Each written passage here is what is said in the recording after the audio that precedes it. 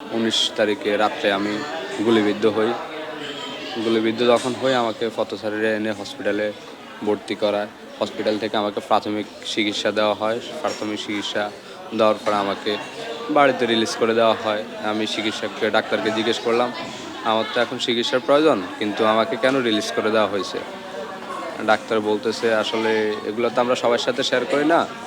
এখানে তখন স্বৈরাচার ক্ষমতায় ডাক্তারের সমস্যা হয়, মিডিয়া আসে, আহতদের সাথে নিউজ করে। এটা সরকারের একটা ব্যাড রেকর্ড হয়, এটা আসলে তারা তখন চায় না। এজন্য আসলে তখন আমাকে হসপিটালে রাখে নাই। তখন আমাকে রিলিজ করে দেওয়া হয়, আমি বাড়িতে চলে যাই। বাড়িতে যাওয়ার পরে ওখানে আমি বাড়িতে গিয়ে ডাক্তার ঠিক করে ডাক্তারের বাড়িতে এসে আমাকে প্রতি 2 দিন পর পর এসে আমার পায়ে ক্ষতস্থান ড্রেসিং করে, এরকম 1 মাস ড্রেসিং করে। 1 মাস পরে আমি আবার ঢাকা শিবগঞ্জ হসপিটালে আসি। আসার পরে ডাক্তারের সাথে কথা বলি। ডাক্তারে তখন আমাকে ভর্তি করায় নাই, বলছে তোমার এটা একটু ভালোর দিকে আছে, তুমি বাড়িতে চলে যাও, এটা আমরা প্লাস্টার করে দিচ্ছি। 1 মাসের জন্য প্লাস্টার দিছে, পরের মাসে আসছি আবার প্লাস্টার দিছে। আবার পরের মাসে আসছি, আবার প্লাস্টার দিছে, 3টা প্লাস্টার দিছে। 3 মাস পরে আমি আসলে পায়ের কোনো পরিবর্তন দেখতেছি না কোনো এক্সরের মধ্যে। তখন আমি ডাক্তারকে জিজ্ঞেস করলাম, আসলে 3 মাসে যদি আমার পায়ে যদি বিন্দু পরিমাণ যদি কোনো উন্নতি যদি না হয়, তাহলে আসলে আমি এই চিকিৎসার কি আমার ভালো হইতেছে? ডাক্তার বলতেছে, এটা অনেক সময় লাগবে, তোমার আসলে হাড় 6 খণ্ড হয়ে গেছে, একটু সময়ের ব্যাপার আছে।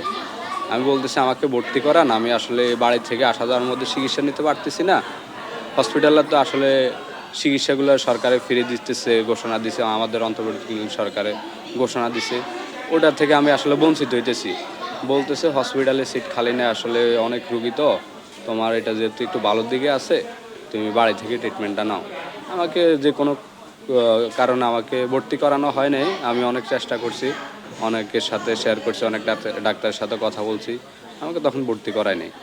পরবর্তীতে আমি দেখলাম যে আসলে আমার আহত ভাইরা যেহেতু ওয়ার্ডে ভর্তি আছে অনেকে, আমি আসলে তাদের সাথে পরামর্শ নিই, তাদের সাথে কথা বলি।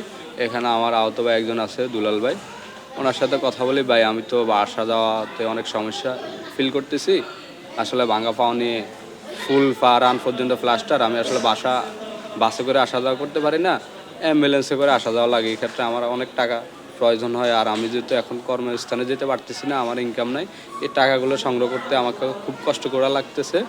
আর এই টাকাগুলো আমি আসলে এনজিও থেকে লোন করে 60,000 টাকা লোন করে আমি আমার এই চিকিৎসাটা নিতেছি।